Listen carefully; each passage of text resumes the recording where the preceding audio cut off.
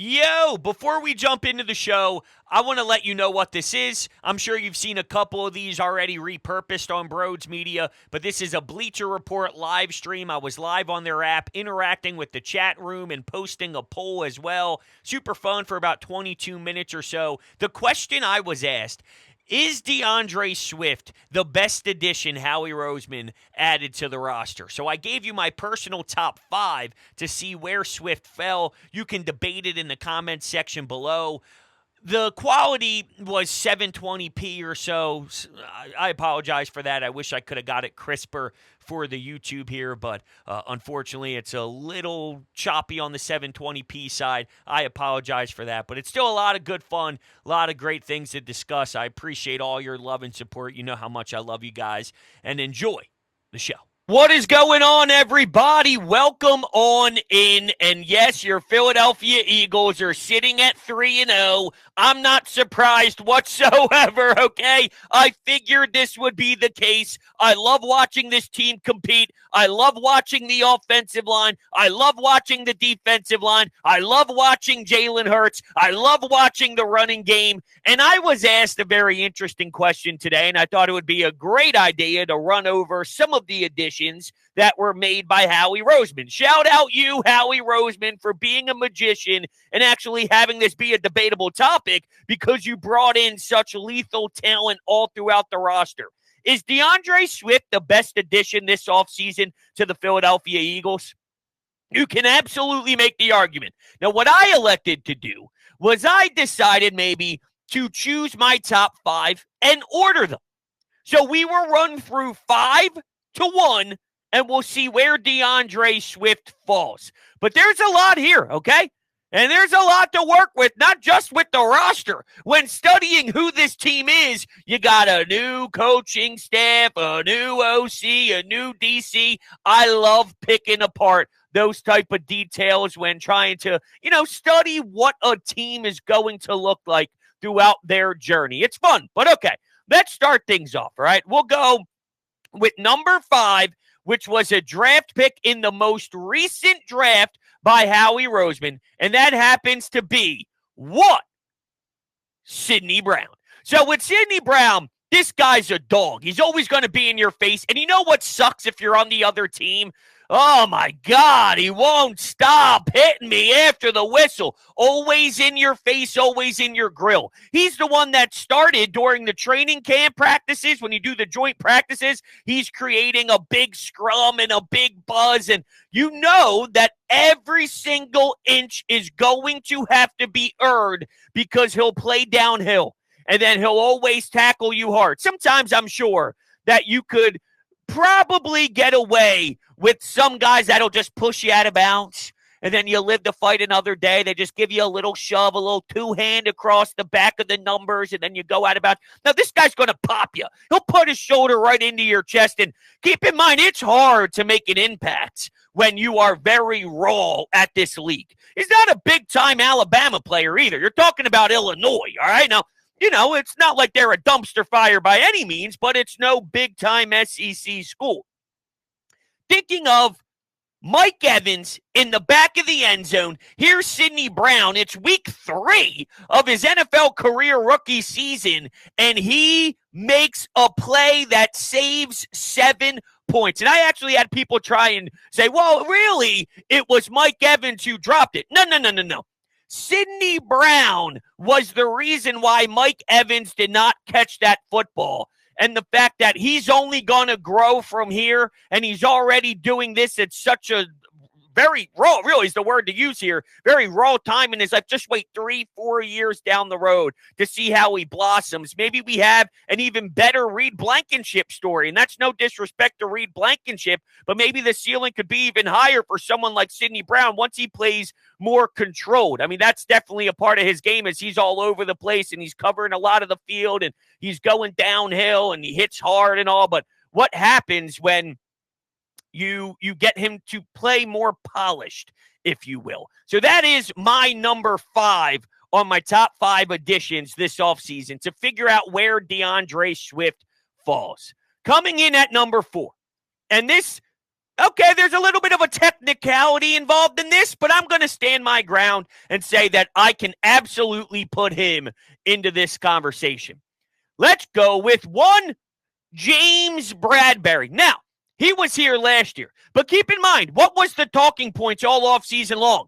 He's going to get a fat bag. He'll get paid a ton of money, and because he had such a great season opposite of Darius Slay, this guy's an all-pro level workhorse on the outside. Keep in mind, I'm emphasizing on the outside because, hey, maybe he's got some versatility. Think about being someone who has that type of history and all-pro. He's an all-pro, and then Avonte Maddox goes down. Zach McPherson goes down. Hey, we might need to work you in the slot.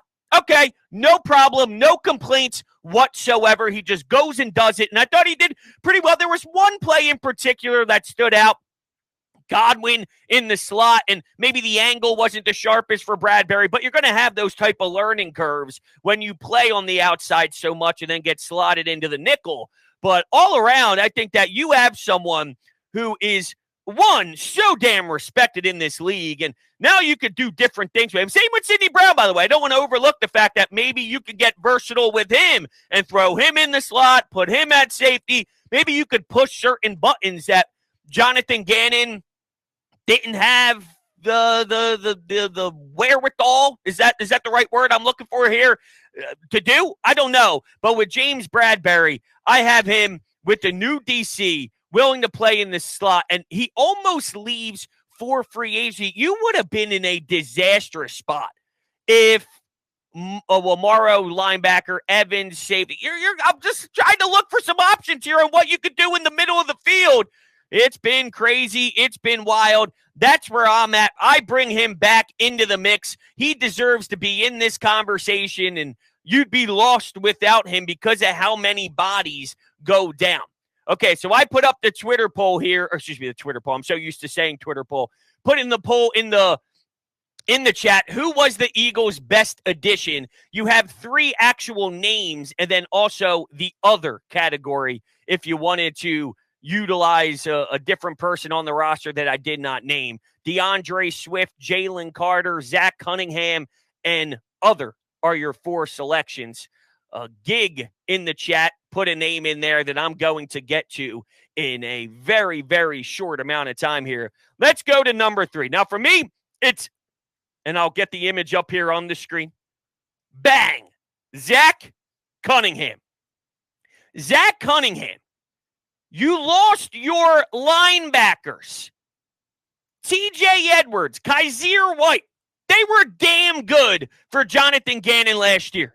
You know there's not a ton of respect, with all due respect, there's not a ton of respect for the linebacker position when you are Howie Roseman. So for him to get plugged in here, it's less about Zach Cunningham and his ceiling, and it's more about you really had nobody.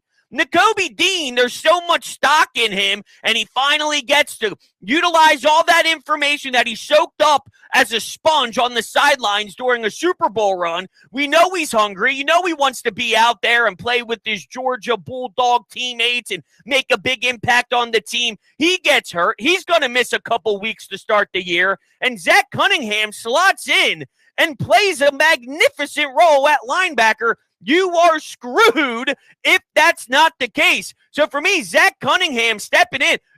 And remember, during the training camp and during preseason, you'd think Miles Jack could maybe make a splash, but he ends up hanging up the cleats and deciding, no, thank you. I no longer want to do this. And he already had his mind set on not wanting to maybe fulfill this again. I don't know. He's already talking about maybe I'll be an electrician. Maybe I'll do something with my hands. What's after my football career? Once you're already thinking about something other than football, you got to be 100%. So he ended up not panning out. Now, it's not a problem to try something like that. I'm not knocking Howie Roseman for making that phone call. I think it makes a lot of sense to get as much talent in the linebacker room and then let them compete it out to see who wins. But for Zach Cunningham to be here after what you lost in the offseason, allow TJ Edwards to get some money. Kaiser White makes a big impact play, and the Dallas Cowboys go down, which is always a beautiful thing to see.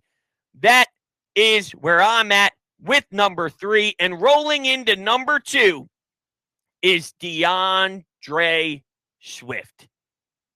It looks different with him compared to anybody else. Kenneth Gainwell is running against the same exact defensive line, and I'll give a shout-out to Jody Mack, who threw that at me because I'm like, Miles Sanders ran a lot last year, and he had an awesome electric offensive line, and he wasn't gaining the same amount of yards. He danced in the backfield a bit, and that was always a knock on him at Penn State too, trying to go to the outside, and we thought he got better at it, but then he didn't, and he's not a threat in the passing game, which also hurt the offense that could have taken a whole nother leap last year. That held him back. There were a lot of about Miles Sanders that I think made this team even less effective than it could have been, and they were so special last year. I'm saying I could have ghosted you. Now, ultimately, Jonathan Gannon's the worst defensive coordinator I've ever seen in my life, and he's a joke and an embarrassment and pathetic and a loser, and that was really the reason why you lost the Super Bowl, because he stinks at his job. But I'm just saying, Miles Sanders held that crew back.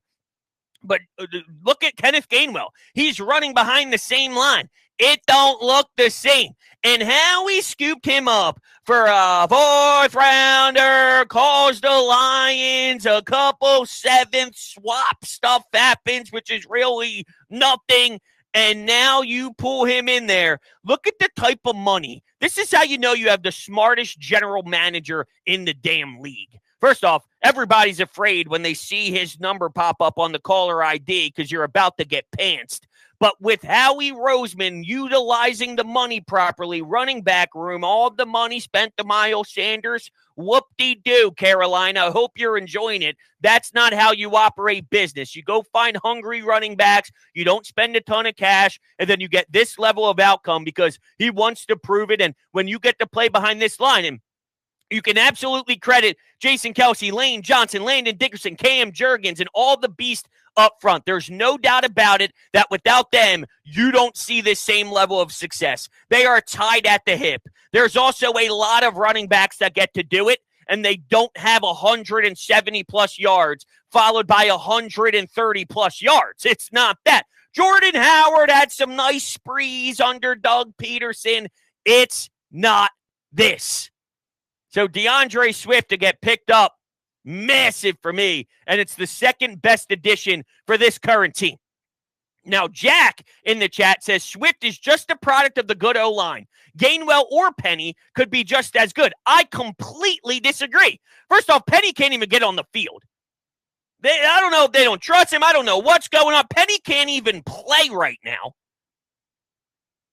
Boston Scott, he's a good runner. We know he's a giant killer more than anything else. We've seen plenty of running backs behind this line.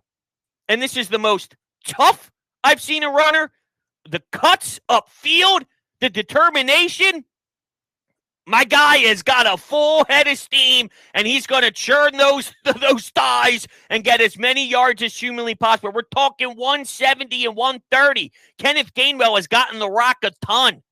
I'm not seeing this splashiness.